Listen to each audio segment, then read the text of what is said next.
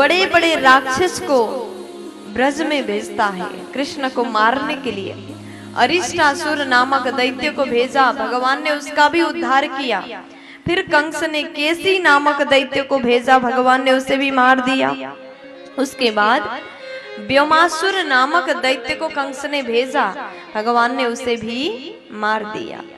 उसके बाद अब कंस ने विचार किया, ऐसे तो जितने भी राक्षस को भेजूंगा सबको कृष्ण मार रहा है, अब कोई नया प्लानिंग करना पड़ेगा। तो अक्रूर जी के पास में कंस गया, उसने कहा कि हे अक्रूर जी, आप ब्रज में चले जाइए। अक्रूर जी ने कहा क्यों? कंस बोला कि जाइए और जाकर के कृष्ण बलराम को निमंत्रण करके आइए। अक्रूर जी ने पूछा ऐसा क्या है, किस लिए बुला रहे हैं आप? कंस बोला कि मैं धनुष यज्ञ का आयोजन करने जा रहा हूँ और मेला भी होगा, इसी बहाने कृष्ण बलराम यहाँ आएंगे और उसी समय दोनों का वध कर दूंगा। अक्रूर जी विचार करते हैं कितना मूर्ख है ये, कंस भगवान को मारने की सोच रहा है, भगवान को मारने की योजना बना रहा है, लगता है इसका अंतिम समय निकट है। अक्रूर जी महाराज, अब उसके बाद में अक्रूर जी बोले कि महाराज ठीक है, मैं अवश्य जाऊंगा, कृष्ण बलराम को आपकी तरफ से निमंत्रण करके आऊंगा। देखो राजा का आदेश तो मानना पड़ता है, भले ही राजा कैसा भी हो, आदेश मानना पड़ता है, भय के कारण भी मानना पड़ता है। अक्रूर जी जानते हैं कि भगवान जैसे आएंगे तो वो इसका उद्धार कर देंगे। रात भर अक्रूर को नींद नहीं आई। सुबह होते ही अक्रूर जी रथ में बैठ गए और मन में विचार कर रहे हैं। रथ में बैठ करके अक्रूर जी महाराज गोकुल की तरफ ब्रज की ओर प्रस्थान करते हैं। जैसे ब्रज की ओर अक्रूर जी चले प्रस्थान करते, उन्होंने मन में सोचा, विचार किया, न जाने कौन से जन्म का पुण्य का उदय हुआ, मैं अक्रूर भगवान को आज देखने जा रहा हूँ, दर्शन करने का सौभाग्य हमको प्राप्त हो रहा है। अक्रूर जी महाराज मन में विचार करते क्या सोच रहे हैं, किम मया चरितम भद्रम किम ताक्तम परमं तपाः किम बाथा प्यर्हते दत्तम यत्र रक्ष्याम्यद्य केशवम्। न जाने कौन से जन्म में मैंने कठोर तपस्या किया था, जिसके कारण मैं आज कृष्ण को देखने जा रहा हूँ, कन्हैया से मिलने जा रहा हूँ। सुबह के निकले, शाम के समय गोदोहन काल में अक्रूर जी पहुंचे हैं वृंदावन में। सज्जनों, जैसे अक्रूर जी ब्रज में पहुंचे, रथ से उतर करके अक्रूर जी ने धाम को प्रणाम किया। रथ से उतर गए, अक्रूर जी ने ब्रज भूमि को प्रणाम किया।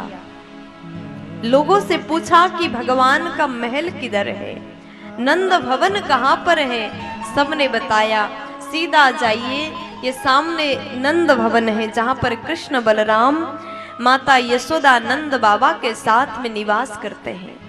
जैसे पहुंचे, अक्रूर जी रथ से उतर करके जा रहे हैं।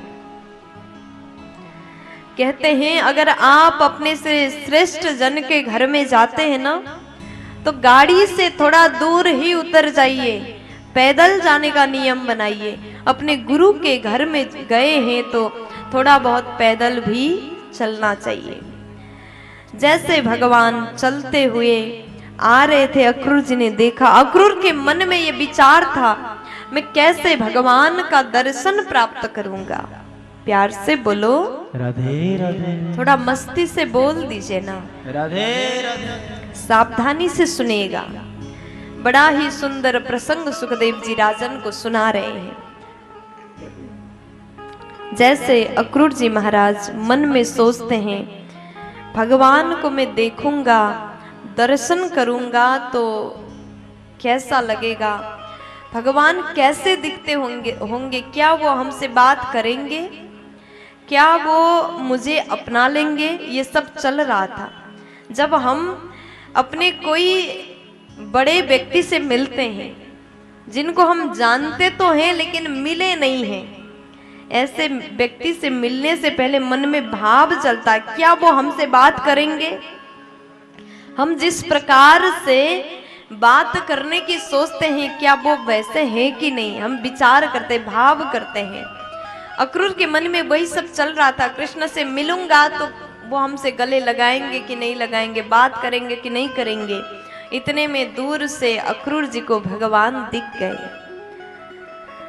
ददर्श कृष्णं रामं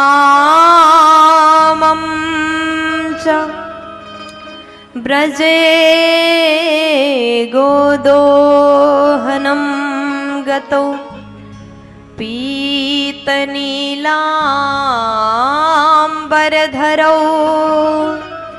सरदं बुरुहे क्षणौ। दूर से जैसे भगवान को देखा, ब्रजे गोदोहनम गतो, भगवान कृष्ण बलराम गोदोहन करने के लिए जा रहे थे, गौशाला के पास में पहुंचे थे। जैसे दूर से अक्रूर ने देखा, भगवान इतने प्यारे लग रहे हैं, देखते ही रह गए। जानते हैं भगवान कैसे लग रहे थे? पीतनीलांबरधरो, भगवान ने पीले वस्त्र पहने हुए थे और दाऊ जी ने नीले वस्त्र पहने हुए थे। पीले वस्त्र में भगवान बड़े प्यारे। भगवान सदैव पीतांबर धारण करते क्योंकि उनको बहुत प्रिय है, और दाऊ जी बलराम जी नीले वस्त्र नीलांबर धारण करते हैं। दोनों भाई एक दूसरे के हाथ पकड़ करके चल रहे थे, दोनों बड़े ही प्यारे लग रहे थे। अक्रूर जी ने जैसे देखा, अब तो भगवान को दूर से प्रणाम करते हैं, बारंबार अपने भाग्य को सोच करके आश्चर्यचकित होते, न जाने कौन सा पुण्य किया होगा, ये दिव्य स्वरूप दर्शन आज कर पा रहा हूं। देखो, भगवत दर्शन कर पाना ये छोटी मोटी भाग्य से मिलने वाला नहीं है। गुरु को देख पाना, संत का दर्शन कर पाना ऐसे ही सबको नहीं मिलता। हो सकता है आपने किसी जन्म में कोई पुण्य काम किया होगा, इसी कारण इस जन्म में आप लोग भगवान की कथा, संतों की दर्शन कर पाते हो। प्यार से बोल दीजिए ना। अब उसके बाद में सुखदेव जी बोले, अक्रूर जी तो अत्यंत हर्षित हुए और देख ही रहे थे, इतने में भगवान दौड़ करके आए। और जैसे दौड़ के आए, अक्रूर जी को गले से लगाया। आज अक्रूर सोचते हैं कि मेरा जीवन धन्य हो गया।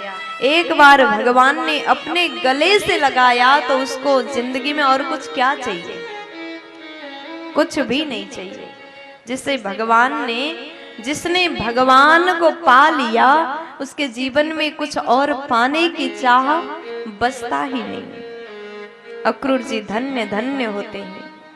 हाथ पकड़ करके कन्हैया अक्रूर को भीतर ले गए और माता यशोदा, नंद बाबा ने खूब सुंदर स्वागत सत्कार किया, भोजन कराया। उसके बाद में अक्रूर जी महाराज को लेकर के कन्हैया भीतर गए। माँ, मैं अक्रूर जी से बातचीत करूंगा और उनको विश्राम करवाता हूँ। दोनों भाई अक्रूर को लेकर के भीतर कक्ष में गए, सुंदर पलंग में विराजमान कराया। अक्रूर जी विचार करते हैं, मैंने जो सोचा था, कल्पना किया था भगवान ऐसे होंगे या वैसे होंगे, आज देखने के बाद लगा उससे भी, कल्पना में जो था उससे भी अच्छे भगवान लग रहे हैं, उससे ज्यादा भगवान मुझे ध्यान दे रहे हैं, स्वागत कर रहे हैं। भगवान ने सुखपूर्वक पलंग में विराजमान कराया।